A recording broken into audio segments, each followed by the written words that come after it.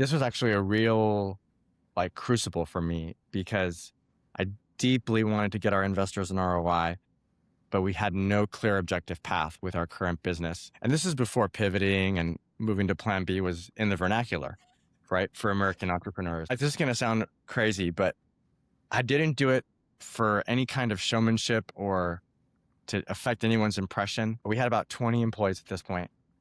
I was just desperate and I didn't know what to do. I got underneath my desk and just put my face on the floor and said, God, I need direction. Welcome to the Your Seat at the Table podcast with your hosts, Idea Monkey Mike Maddock and ringleader John Tobin. We're two founders, a serial entrepreneur and a billion-dollar operator, who talk to leaders about how, when, and why they made their most pivotal decisions in life. Join us as we share wisdom, mistakes, and a few laughs learning from the brightest minds in business today. Okay, welcome to Your Seat at the Table podcast. Lucky me, it's just me today, sans John Tobin, but I get to speak to my friend Kevon Saber. So here's the thing. I was thinking, Kevon, this morning about how I would describe you or introduce you. And I come from a background in consulting, so I love Venn diagrams. So I was thinking about you with a Venn diagram. This is what I came up with. If there were 3 circles in your Venn diagram, one would be faith, the next would be family, and the final one would be legacy. And right in the middle would be entrepreneurship. Most leaders talk about purpose after they've made it. I want to throw up every time I hear a leader who sold a company and then wants to be purpose-driven.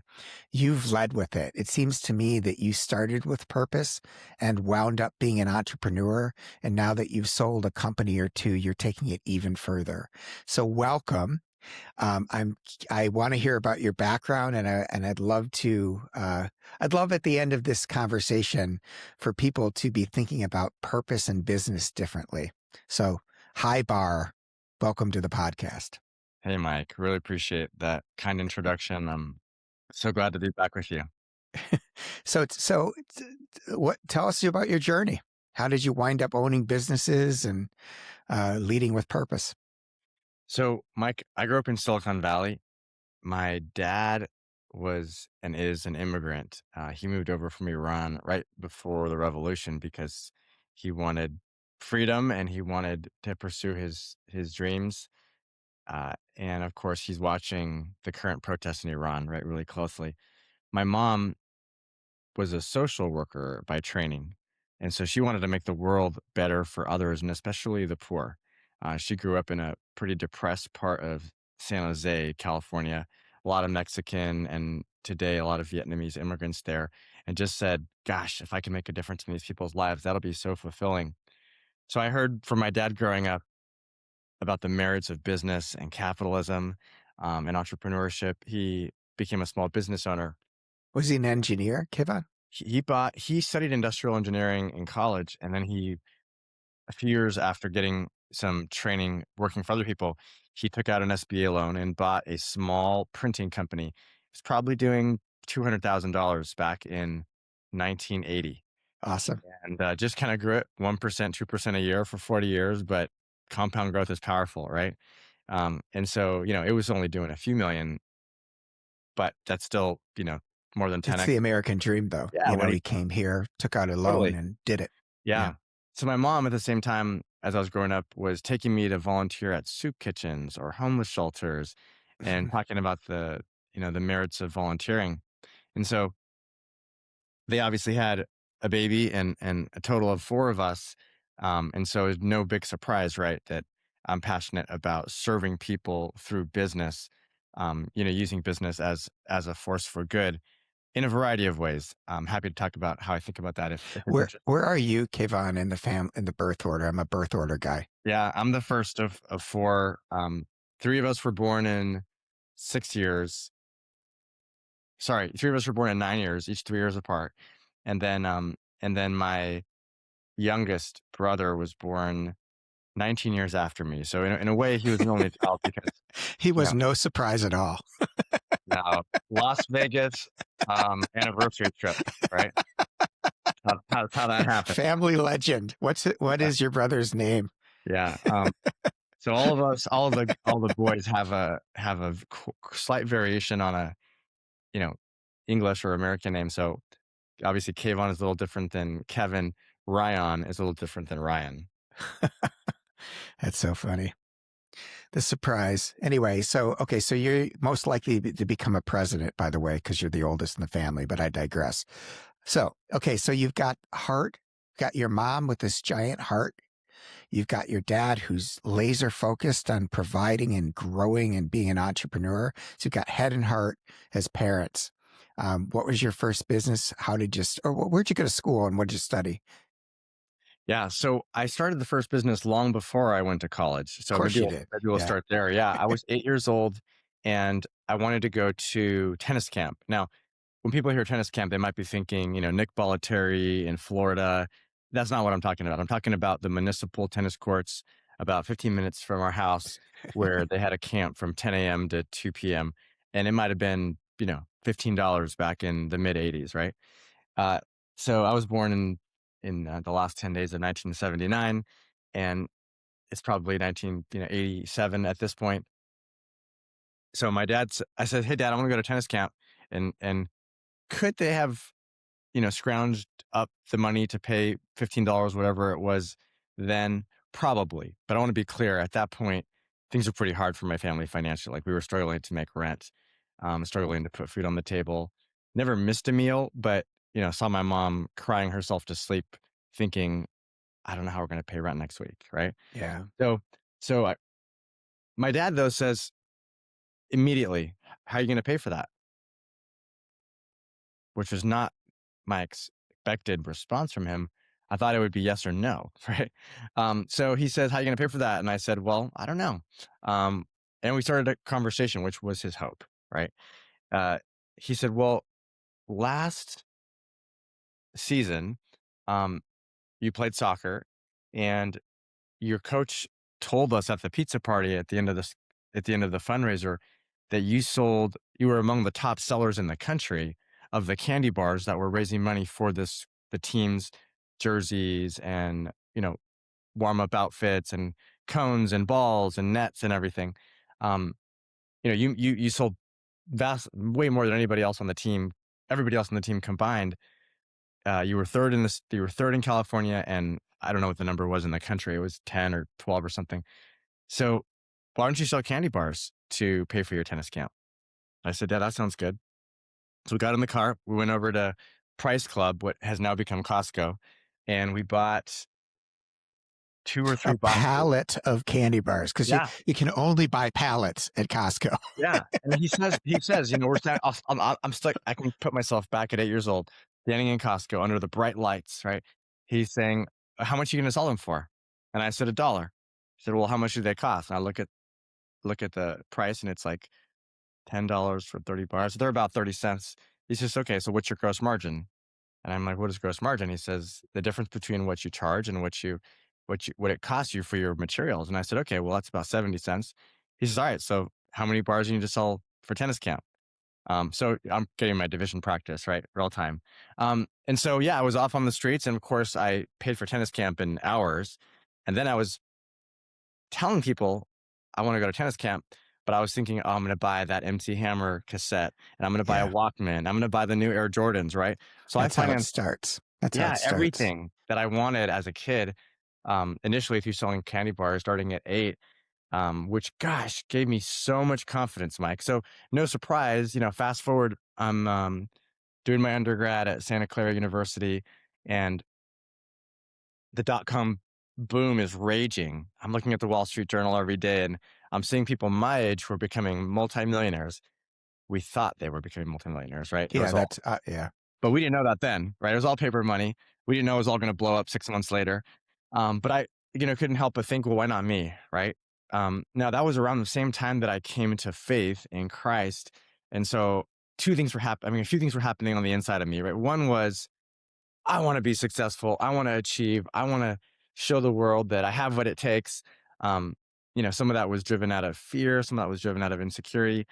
But at the same time, I was thinking, if I can be really successful as an entrepreneur, that's the most efficient path to having the resources, money, connections, and skills to help the poorest people in the world, right? Christ calls us to care for the least of these, right? Okay, so I don't mean to. This is really important, but you blew by something, and I just want to put a pin in it because as a parent and an entrepreneur and uh, someone who's watching our young people being dopamine to death by you know videos online or Hold video on a second. games or whatever. Dopamine, And dopamine to death. That is a yeah, powerful. dopamine, and you can get like you don't have to leave your bedroom now to get almost everything that got me out of my bedroom in high school. Mhm. Yeah. I heard this, and forgive me for not remembering who said it, but the ability to connect dopamine to the future, it, that's those are the keys to the castle. So if you think about the story that Kevin just told, was he's like, oh my gosh, if I do this, I'll get that dopamine rush. If I get this, I can get the MC Hammer tape, dopamine rush. If I get this, I can get a car, dopamine rush. Now he's thinking, if I see all these so he's thinking about the future, and he's getting a rush based on the vision of what's going to happen. What I'm seeing happening with younger people today is they're focusing on the past and things that can go wrong, and that's how they're getting their, or video games worse, dopamine. So the brilliance of the gift your father gave you, was aligning dopamine to the future. It's pulling you forward. So I just wanted to make that point. And I'm sorry, because you were talking about, you had just you had just had your faith conversion, and now you're thinking about business. So please take it from there. Yeah, I will. And I'll just say briefly, you're making me feel very smart for a decision that my wife and I made years ago, which is we don't have any screens that are accessible to the kids. Yeah. Right? We have no TV up in our house. We have no iPads that they can reach for. We do have, to be clear, we do have an iPad that we have to unlock if our 14-year-old is going to, do a FaceTime with her friend or text her friends. But because we have to unlock it, it's minimal time per day, right? This from a tech entrepreneur who grew up in Silicon Valley, folks. I wish that I had that insight earlier in life, because I see the difference it's made with my own kids. One of whom missed it, the other whom was right in the middle of it. Like Mm. their relationship with technology is different, and their relationship with other things is different because of it. Yeah, I have to be careful myself. It's so easy, right? Just to enjoy the dopamine from all the different content on X or other platforms. All Uh, of us, yeah, so it's it's a insidious. it's a daily battle, and you're right to call it death, dopamine death, or I don't know how you phrase that. Death by dopamine, is that what you said? That's what you said, but I like it. Okay. Okay. Well, I was ripping off That what. was brilliant, Yeah, Kayvon. That was amazing. I I was saw rip what you just did there. I It's thought I it's repeated intelligence judo. You're really brilliant. What did you say? I thought I was repeating you. Um, so we'll have to go back at the recording to see who said it first, and I'm willing to bet money it was you. So I was in college, and I was thinking, "Okay, I wanna start this company." But before I started that company, um, I remember shortly after coming to faith, kinda taking a leadership role in the Christian fellowship at the university, and kinda thinking, "Oh, well, if I'm serious about my faith and I'm gonna follow this person and teachings, right, Christ and his teachings, then I should probably go to Africa and plant churches."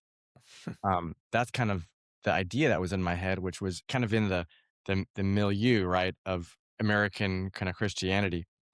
I remember hearing about this guy who was from Africa in the States for a few weeks, who had supposedly planted hundreds of churches and seen angels and raised people from the dead. And I thought, I don't know if this guy's real or not, but I want to meet him. And I took him to Chili's for lunch as a as a freshman in college. Maybe I was a sophomore. Hadn't yet started the company.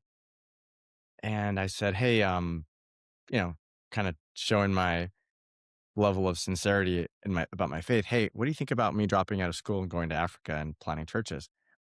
Didn't even put his fork down. Just said, that's a terrible idea. He said, the church has never had trouble reaching the poor.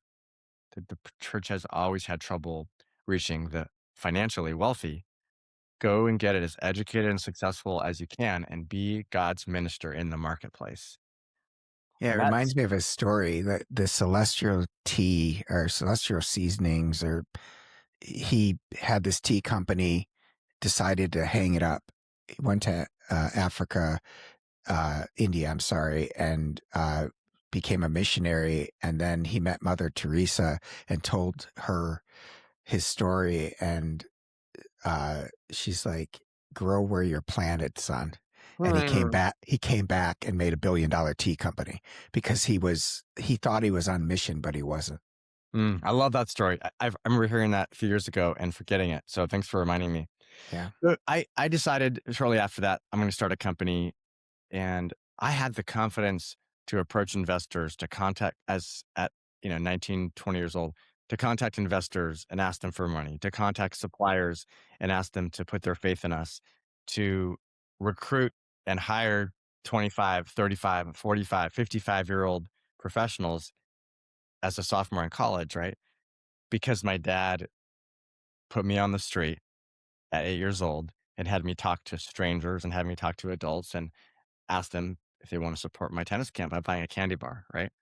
Amazing. Um, a quick side note, when I was selling those candy bars, some of the very, generous people walking down the streets of Palo Alto would say, "Hey, I'm not really into chocolate or I'm not really into candy, but can I just give you $1 to support your tennis camp and then you can eat the candy bar?" And I said, "Absolutely." Of course, I never ate one of those candy bars because, to your deferred gratification point, I knew, well, if I could sell that candy bar twice, right? Then now I get a 170% gross margin, right? Um, and so, I was thinking about, either the tennis camp or the Air Jordans I was gonna buy or the, music I wanted to buy, because my parents weren't gonna spend $1 on those things for me, right? I heard 7 words a lot growing up. The first 3 were, "We love you." The next 4 were, "We can't afford it." Yeah. So The, go figure it out if you wanna buy it. I think it's amazing. And the parenting paradox is we want to keep our kids from suffering, but suffering is what makes them extraordinary. And Yes. I remind myself of that all the time.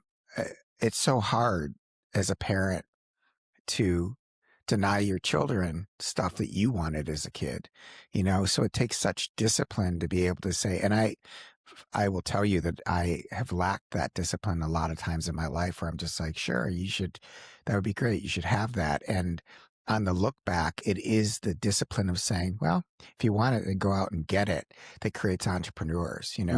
Yes, Um, I totally agree. You're firing me up. I think that, I'm thinking of Dennis Prager, who talks about the power of vitamin N. Now, when he's talking about vitamin N, he's talking about a 3-year-old or a 5-year-old where you just say no, right?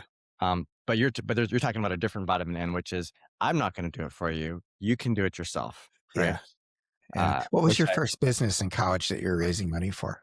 So it's called alldorm.com, ALLDORM. We started it with the premise that it was just frustrating, painful, time consuming for us as college students to go to 20 different stores to buy everything for our dorm room. That was the initial Yeah. idea. Very quickly, we realized, wow, the margins on e-commerce back in 2000 with these different suppliers around the country drop shipping for us and us competing with Walmart and Amazon and everybody else was just not the right business to be in. And so, after at that point, we had raised probably $400,000. That's, almost double that money now, right? If you just think about Mhm. inflation. So a meaningful amount for 20-year-olds. And I was just deathly scared of not delivering those investors an ROI. Um, So we raised the capital, we formed the supplier relationships, we've created the website, we started marketing it. We realized, wow, like we do not see a clear path to margins that would deliver a great ROI for those investors. The dot com bust happens. So Yeah. now no investors are not investing in starry-eyed, 20 somethings, right? It went from being a great idea to a terrible idea if you're an investor. The joke at the time was you only invest in people who have gray or white hair, right? Which we didn't. So this was actually a real like crucible for me because I deeply wanted to get our investors an ROI, but we had no clear objective path with our current business. And this is before pivoting and moving to plan B was in the vernacular, right? For American entrepreneurs. Um, Mike, this is going to sound crazy, but I didn't do it for any kind of showmanship or to affect anyone's impression. We had about 20 employees at this point. I was just desperate and I didn't know what to do. I got underneath my desk and just put my face on the floor and said, God, I need direction. I need help. You need to show me what we're gonna do. And I had an idea while I was on the floor. It was to sell a very tall, think multi-foot, at least 3 feet tall dry erase board, and it would be at least a foot or 2 feet wide. And it was nonsensical in one respect because I didn't see how that was going to solve our financial problems. But I was like, I had this really clear like image. Maybe it was an answer to my prayer. About 24 hours later, I'm sitting at my desk, and I have a full class schedule, right? So you can imagine it's like classes from 8 a.m. to 11:30 a.m. Grab a quick lunch, head to the office, work till 8, go home, do my homework, get to bed at 10, and the grind just starts all over again, right? Like there was no room for parties or clubs or anything. It was deliver great grades and deliver startup growth. Um, so anyway, I was back at my desk 24 hours after I was on my knees, and I had this picture sort of arrive in my brain. And this lady calls. She calls in and she says hi. She called the supplier. She hit the supplier extension on the customer service tree, and so I answered it. And she said, "Hey, I have a 2.5 foot wide by 3.5 foot wide, a tall 2.5 foot wide, 3.5 foot tall dry erase board. I like to sell it to the students that buy products on your website." And I'm thinking, I've That's never weird. seen a dry erase board with those dimensions in my life, right? They're usually like a foot tall and 9 inches wide, right? Yeah. But you said it clings to the student's door with static electricity. So I just kind of sit there and process. I went through the typical, supplier onboarding process with her. And then I just kind of sat about it and thought about it. So how would we make money off of this? Selling this thing for 20 bucks, with whatever, $10 gross profit is not going to move the needle with our bigger financial problem, right? Mhm. And I just think, we could make a lot more money selling advertising on the top 4 inches and bottom 4 inches of this 3.5 foot tall dry erase board. This board was unique. It wasn't actually a board. It was a sheet that adhered to the student's door with static electricity. Now, let me put this in perspective. There was no Facebook. There was no Instagram. There was no Right. texting. But there were pizza places, and there were that Yeah. everybody that college kids needed to know about it too in the morning. So you're talking about the business value proposition, right? Yeah. So I went over to the local regional um, roundtable pizza office and I said, you want students to order at 10 p.m. and 2 a.m.? And I grabbed the sheet and I threw it dramatically like a showman against the door of his office. And for the first time that I had ever done this, because I had practiced it, it didn't stick to his door. Something about his door and the paint like didn't have enough static. Wow. Wow. So it fell, and I said, "Sir, that's the first time that's ever happened. It sticks to doors, and this is the first service I've ever seen it not stick to." I think I went and put it up on his wall, and it stuck. And he said something like, "Son, I want every university that you're ready to give me." Right? Yeah, that's awesome. And Yeah. so I was like, "Oh my gosh, this is crazy! Like a win, a financial win." And so, sure enough, we went over to Volkswagen and they bought a bunch of the inventory. Went to the cell phone, um, local cell phone store. We started this at one university and had them take the rest of the inventory at that one school, which is Santa Clara University, the school I did undergrad at. And so So the moment. fast forward. Like, so it's awesome. I think that I like to tell people God is never subtle with me. I always get hit in the head with a frying pan when it's time to listen. And it feels like that's what happened to you under the desk. Did you, how many universities, how big, go to the end of the Yeah. story and tell me Yeah, what happened? yeah, so a year later, we were distributing 200,000 of those across about 200 of the largest college campuses in the US, including, and they were mostly, on the West Coast where we started, and then sorry, about a third of them were on the West Coast, about two-thirds were on the East Coast, because right after graduation, I got in a Eurovan wrapped with our company's logo and visited, 70 schools between, upstate New York and the Boston area, and basically sold them on the dream of a new dry erase product that would allow their students to communicate with each other, by writing messages on the doors without the end of year headache of parents calling saying, Okay. "Why'd you charge me $50 because your student put a dry erase board that damaged the door?" Well, this one didn't Yeah, damage. that's the like the fourth benefit probably on the list, but the primary benefit for sure is the marketing play for B2C, right? Yeah, So it's wonderful. So yeah. did you wind up exiting that company? What happened? Sadly, no. 4 years in, I realized that there were four of us co-founders. I realized that three of us had aligned values, and one of them had misaligned values with the rest of us. I was the president, he was the CEO, massive titles for 22-year-olds at this point, right? Mhm. Um, we had at that point about 25 employees, maybe 28 employees. And I just didn't think we had a foundation to build on, meaning he would talk to employees and deceive them and tell them about benefits or promises that we actually were not prepared to deliver, right? Or talk to investors and exaggerate the number of universities we were partnered with or the advertising revenue. And so I just found my job as one of a janitor, just cleaning up his messes, right? And increasingly worried about the liability that might form from the deception, the fraudulent statements he was making. So I left that company and co-founded a mobile video game company. And again, part of it was, well, software has better margins than e-commerce or advertising products. But part of it was this other co-founder who made it really clear to me that he wanted to really make a difference in the lives of the employees, and he wanted to fund uh, care for orphans through the profits of the business. Obviously, So, it seems like you had a warning sign from. So that's a lesson, right? It's not what you do; it's who you do it with, oftentimes. And you had a moment where values are misaligned, and so you had to walk away. How do you stress test purpose now? Like when the pressure's on, how do you stress test against cash, growth, investors, or reputation?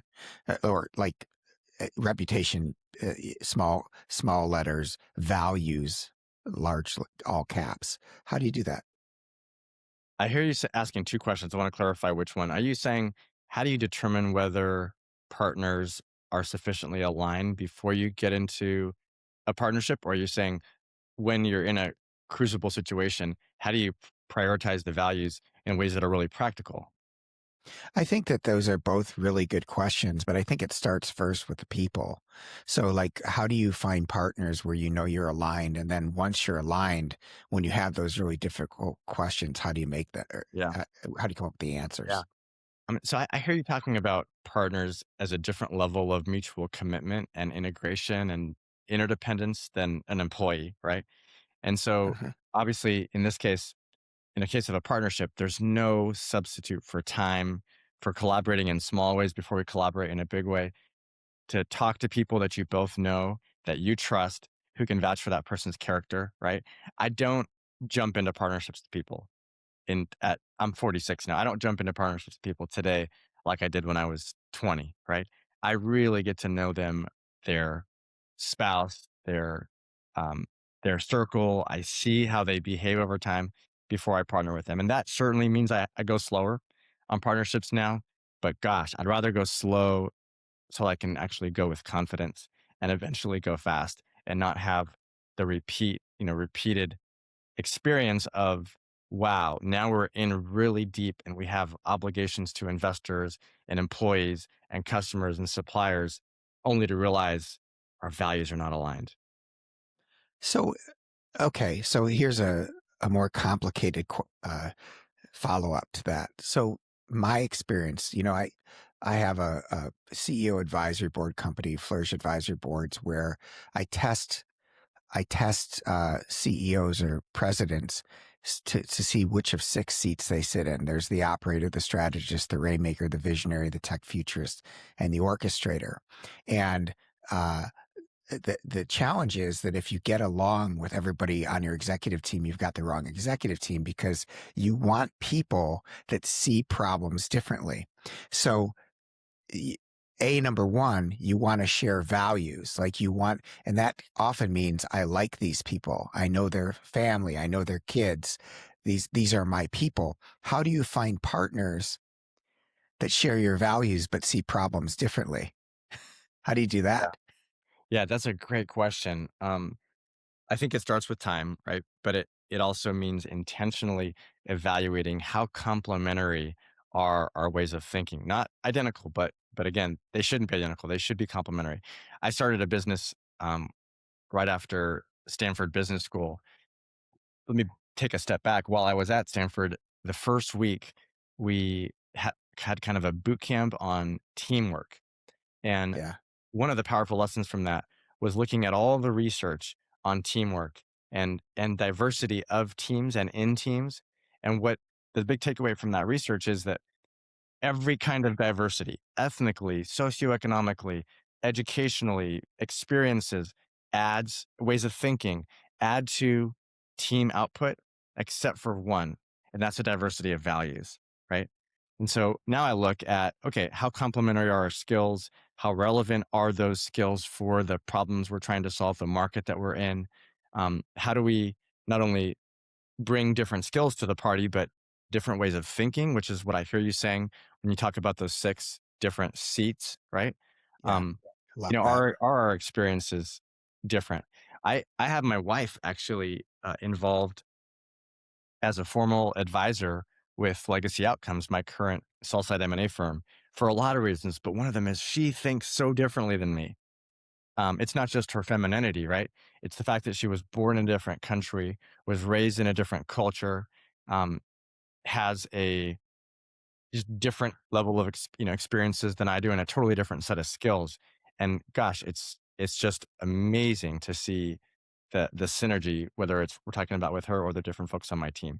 So I try to find people on my team who, for my teams now, that have the same values, but who are complementary in every other way. Yeah. I did a TED talk for YPO 4 years ago, and the tapes got burned. We did this whole day and none of it exists. But the TED talk I did, like they didn't, the recordings didn't stick. But the topic was, it was like a 2x2 for picking partners. And in business, you wanted partners that were opposites, Roy Disney and Walt Disney, the Mm. yin for your yang. And in marriage, you wanted partners that weren't opposites. And I had data that supported but the one thing that was constant between the business partners and your life partner was that you had to share the same values or you're Mm. going to be in trouble. So that's fascinating. So you jumped ahead and you said that your current business, and I kind of know the answer to this, but I want other people. You're currently helping companies sell their businesses in a way that preserves their legacy. Now that I murdered that, but I'd like you to chat a little bit about how, you know, some of the story we've heard about you has formed your thinking around, or it informed your thinking around M&A. Talk about that for a sec. Yeah, Mike, what I learned the hard way in trying to sell or actually selling my first few companies, and to be clear, not all of them were purchased, but we did sell that mobile software video game company to a public company right before I turned 30. And then in my 40s, I sold another mobile software company.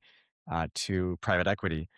And in every case, whether we sold or we didn't, I learned that there's not the kind of representation or intermediaries, advisors, so many phrases that I actually needed. What is that about? Well, I've learned it's two things. One, typically the most skilled people move up market to sell multi-billion dollar companies because that's where Mhm. the money is, right? Yeah. And then so that there's a massive talent vacuum for the middle market companies. And then secondly, those who are there are almost always conflicted, meaning there's an integrity gap. They're not always obvious. It's not always obvious to them because it's what everybody does. So you have about 97% of brokers, M&A firms, and investment banks who are not in a position to protect the legacies of those business owners or to maximize the outcomes for those owners when they sell because they're conflicted. They are more beholden or they are loyal to the buyers, not the seller, because the buyer pays them 3 or 4 times as much per transaction, and the buyer is a repeat customer. And Oh, so all the economics tilt the market in the buyer's favor, but no one realizes this as an entrepreneur because this is one of the many kind of secrets that enable these bankers, M&A firms, and brokers to, laugh all the way to the bank, based on their undisclosed relationships. I was talking to a business owner a few days ago. He said, Kevin, I'm thinking about working with your firm, Legacy Outcomes, and another firm that's in my market. And I said, hey, I've never worked with that firm, but let me do some research for you. So I called a friend of mine in YPO, which is how you and I met, Mike. And I said, hey, this firm is in your backyard. Um, what can you tell me about them? He said, well, they're like every other firm. They're massively conflicted. They are loyal to the buyers and they will ultimately sell the company, but for far less than your firm would or mine. This firm's 30 years old that my friend Peter runs. They were one of the first sell side M&A firms that exclusively works with sellers. Um, mhm. and so anyway, he's become a friend and a mentor. And so I looked at this other firm's website and they have sold more companies to the same handful of buyers than they have to all the other buyers combined, right? Yeah. They advertise that they represent buyers and they represent sellers. Well, those are kind of the tail signs that let you know there's a 99% with those signs or 99.9% likelihood, even if you don't have my friend to call who knows that firm, that they're conflicted and you're going to be inventory. You're not actually the client, right? Your company is the inventory, the buyer is the client. And so when I learned this through my own experiences, I realized someone has to create a firm, back to kind of the future related dopamine, that becomes the standard for the industry, that every entrepreneur knows as they are going to look out for me. They operate according to different values. And since nobody had created that firm on a national scale, um, we decided to create it. And so we basically spinned off one of the leading M&A firms in the US focused on the middle market, but said we're going to operate according to different values. We're called Legacy Outcomes because there's 4 outcomes that we are achieving for our clients, with our clients. So the first one is selling for the most money, right? We don't want them to leave any money on the table. And the way And we do how that do is you do that? Is that like where we obviously stalking horse? What? Meaning that you have 2 or 3 different buyers in the game, no, which no, would be not 2 or 3. okay. Okay, how many? That's so we sold a medical device company last month. We had 24 offers for that company. And with 24 offers, the buyer doesn't have the leverage.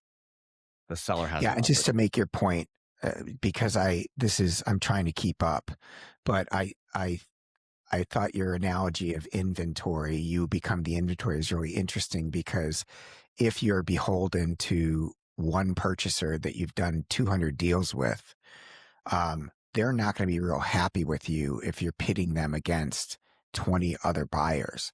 So the system isn't designed in your favor, if I understand it correctly. So you're flipping. That's a fantastic ad. I'm glad you said that. Yeah, so flipping the model, if you're on the other side of the table, you're like, okay, we're going to bring 20 in, Yeah, and now there's a much uh, more likely uh, chance that you're going to have buyers competing for that mhm, purchase, which elevates the price. that's right. Now, depending on, I want to say a couple things about that. Depending on the enterprise value of the company, we'll see between 20 and 40 typically. And if it's a lower enterprise value, it'll be closer to 20. And if it's higher enterprise value, they'll be around 40. And that's because there's just more buyers for those larger businesses. How We, would you respond to, sorry to interrupt you, but how would you respond to the argument that, well, maybe, except that companies that focus on specific industries have better connections, they know more people? Because that would be the counter argument. Like, no, we yeah, know all the people who are actually yeah. real buyers. There's, there's a couple points just a couple points there, right? One, if you're close with those buyers, you're typically beholden to those buyers, right? Number one. Back to your point about goodwill, they do not want to lose the goodwill of those buyers they keep Yeah. selling to, right? Number two, um, the the core suitors for any business are obvious with a little bit of research, right? We have a team of Stanford and Ivy League MBAs who have access to all the databases in the world. Before AI, the core suitors are obvious. Even with AI, it's even faster to identify those buyers. The way you get the peak sales price is not by selling to the core suitors. It's by selling to the buyers who have to buy this business for their strategy. And they are not obvious, they are not core suitors because they're not already in the market the way the typical buyers are, right? So let me give you an example. 10 years ago, there was a company that um, was in the industrial services um, in an industrial services business in the Midwest, and they talked to three investment banks, including the firm we were an offshoot of, and said, "Hey, um, you know, do you think that ours is a good business to sell at this time? How much do you think you can sell it for?" And they were creating a bake-off, which is a reasonable approach. Well, in the second meeting, they said, "Listen, we want to level with you. The other two investment banks we talked to actually don't want to take us on as a client because of our customer concentration. We Mhm. have one customer. It's 100% of our revenue. And this gets to your point about specialization in industry. We are not industry specialists. We are entrepreneurs who get creative and find solutions, right? And that's Right. ultimately how you get more money for your business. And so we said, all right, customer concentration, it's a bad thing, no doubt about it. But there's a workaround. We're going to find a buyer who has been trying to get into your single customer for 10 years unsuccessfully and therefore is desperate to get into your one Right. customer because they will 10x that business if they can sell that customer their other service lines, right? Right. Um, That makes sense. and so, Yeah. we did the research to identify those non-obvious buyers, and we sold that business for a multiple that was, that created generational wealth for that family. And so you can imagine So it's you that said there were, thing. Go ahead. y- you said there were four things that you did differently. I just want to make sure we get to them before I Yeah, the ask you first is the first speed is round max questions. proceeds or not leaving money on the table, right? Yep. There's a handful of firms in the U.S. that do that. We're the only firm who does the next three. The second one is doing diligence on the buyers to understand how well are they going to care for your employees. Part of your legacy as an entrepreneur is the care and well-being of those employees. And so what we see with our clients is they routinely are going to pick the second best offer or the fourth best offer because they have confidence that those employees are going to flourish, right? One of our And both that of your is and from my my favorite worlds. experience. That is from my experience what keeps the best leaders up at night. Like, what am I going to do to my employees here? I can't. I don't want to hang them out to dry. So how do I ensure that? And it's really hard to do.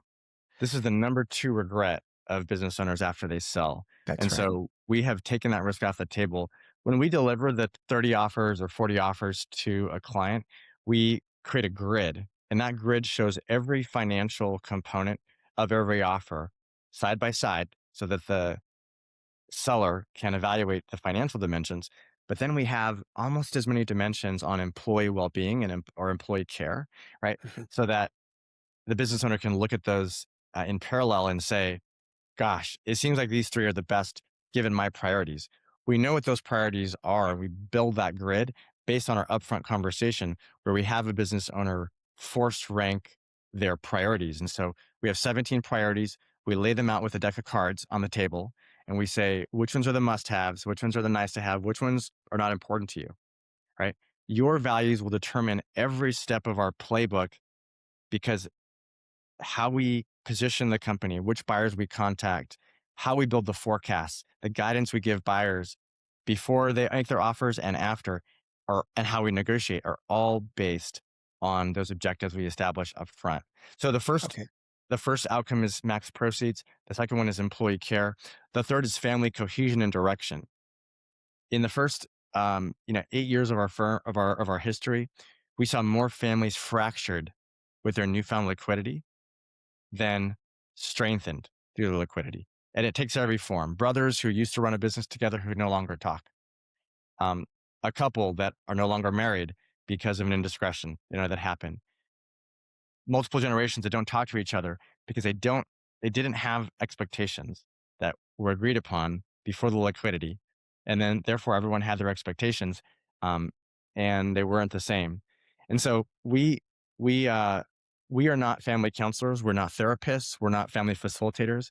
We have four different of the country's best experts in this area of family cohesion and direction. What are your mission? What is your mission, your vision, your values as a family? Um, and they will work with our clients separately, but in parallel and in coordination with what we're doing, so that when the business is sold, not only are they all aligned, but they're closer than they were before they started selling the business. Right? Got it. What is it? I mean, what is it worth, Mike, if you've got 80 million in the bank, but your kids don't talk to you? I'm getting goosebumps. Nobody wants that, right? Yeah, and it's a story as old as dirt, actually, which is It's very unfortunate. sad, right? It's so sad. And we both know story after story after story. So we just say, listen, that is a massive risk. We're going to take that risk off the table or take it close to zero. The fourth outcome is the charitable piece. What we see is that if a business owner can think either 3 years out, 2 years out, even 1 year out about what do they want to do charitably, um, it changes everything because they've put their money where their heart is. That might look like giving, 10% of the company to a DAF 3 years out and 10% 2 years out and 10% 6 months out before the LOI is signed is important from an IRS standpoint. Um, and then, of course, when they sell, they have 30% less taxable proceeds.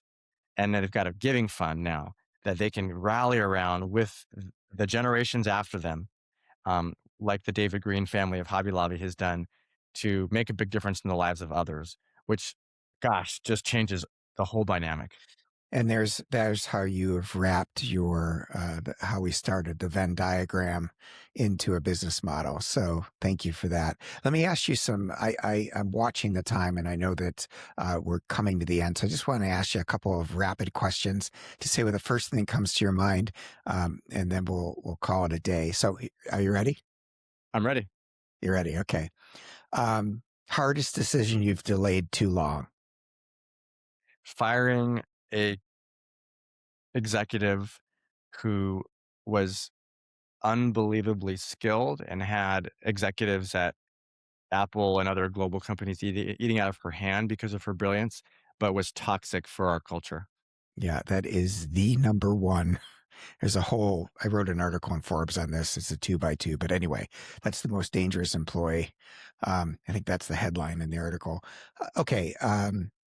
Belief about leadership that you've completely reversed.